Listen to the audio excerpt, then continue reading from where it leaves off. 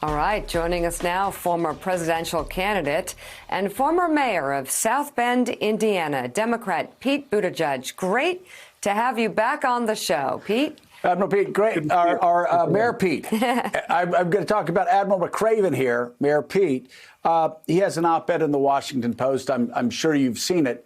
And in it, he writes that Donald Trump has planted the seeds of doubt in the minds of many Americans that our institutions aren't functioning properly. And if the president doesn't trust the intelligence community, law enforcement, the press, the military, the Supreme Court, the medical professionals, election officials, and postal workers, then why should we? And if Americans stop believing in the system of institutions, then what is left but chaos? What message should the Democrats be delivering this week as we have a president who has, in fact, committed a full-out assault on all of these institutions? Well, Democrats believe in America. We believe in American democracy, and we believe that our institutions should always be improved, always be reformed, but never be dismantled like what's happening right now. You know, when we look at other countries, developing countries around the world, or even if you were sizing up the state of the U.S., let's say 200 years ago, you know, what are some of the basic things you'd look at? Can they run an election? How do they do at handling disease? Do they have a functioning postal service? I mean, these are the basic yardsticks of civilization, and we are falling back on all of them. And I think the Admiral's right.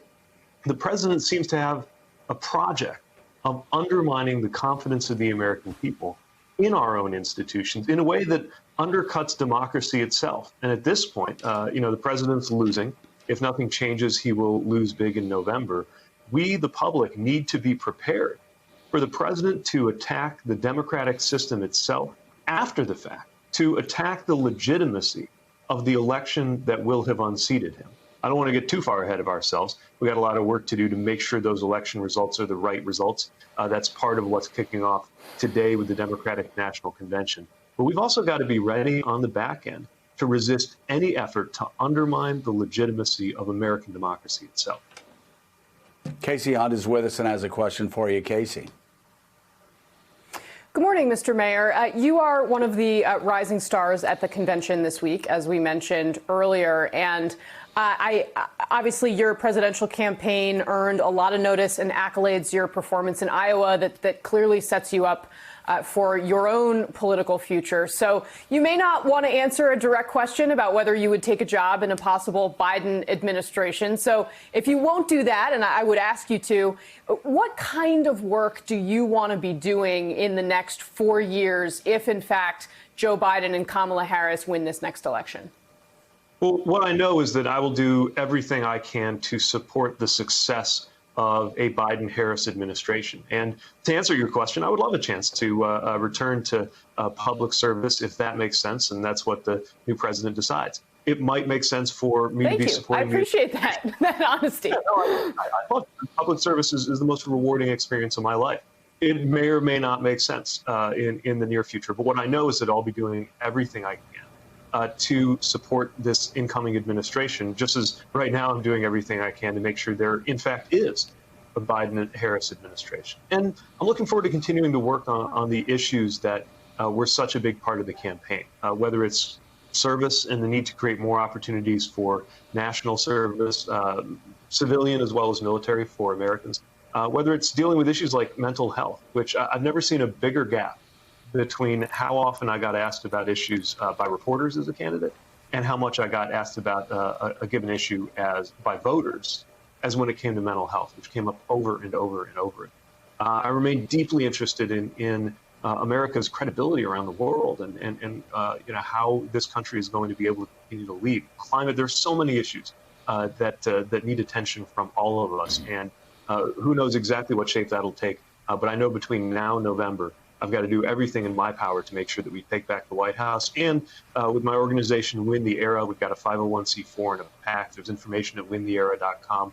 We're backing a lot of other fantastic candidates because we must not make the mistake of treating the presidency like the only office that matters. You know, Republicans were very smart about this starting a generation ago, building up majorities, building up power in our American system that puts so much power in those local and state offices. We've got to make sure we're paying attention to that, too. And the good news is we have amazing candidates, not just the leaders who are known nationally, but phenomenal leaders in the Democratic Party running for these state and local seats. Mayor Pete, I've seen as the lineup, when you are speaking and others, it shows some of the progress that we've seen. I remember when I ran for president in 2004, the party was struggling with same-sex marriage issues. I've seen you well received everywhere, from dining with me in Harlem to South Carolina, people mobbing you. So we've brought the country a long way there. Kamala Harris on the ticket. I remember as a kid, Shirley Chisholm couldn't get there. The progress we've made, though, is at risk. And I think part of what I would ask you, are you during the campaign going to talk about the progress made, but also that it's under attack if this present administration is reelected, who has made no secret about they are against many of the things that we've fought to achieve in this country from various different aspects of the populace? That's exactly right. You know, there's a danger because our progress has been so extraordinary and so powerful in so many ways as a country. There's a danger of assuming that it's permanent. It's not. We can move backwards in any number of these areas. And part of what I'm hoping to speak to is the progress that has been made. I mean, you look at an issue like LGBTQ equality.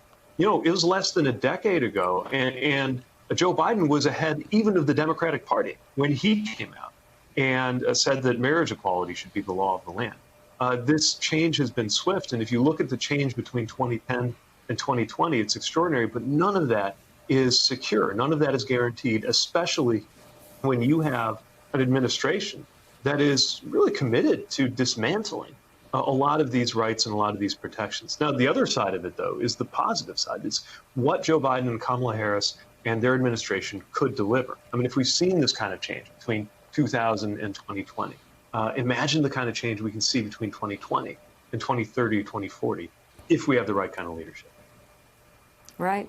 And I'm just curious, given your run for the presidency and being so super young, and I just wondered what you learned along the way. What was your biggest takeaway as you build your future, hopefully in politics?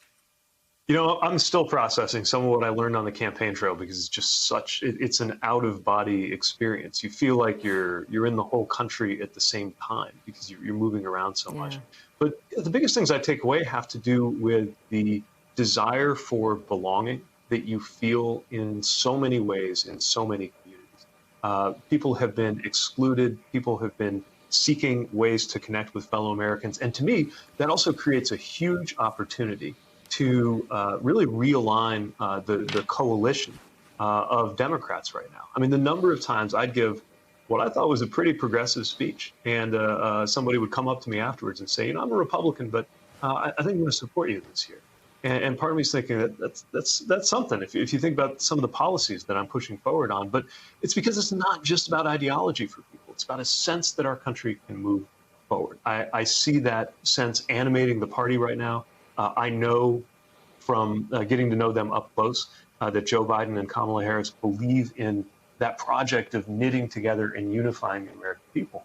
And that's what we need more of because, you know, we don't have to take as given that we're going to be locked into these kind of tribal partisan lines forever. The American majority is way out ahead of what you see represented in Washington today. And 2020, for all the darkness and the difficulty, it could go down in history as the year that we began to shift toward a new openness and a new sense of belonging in this country. Pete Buttigieg, thank you so much. It's always great to see you. Thanks for being on the show this morning. Thanks for checking out MSNBC on YouTube, and make sure you subscribe to stay up to date on the day's biggest stories. And you can click on any of the videos around us to watch more from Morning Joe and MSNBC. Thanks so much for watching.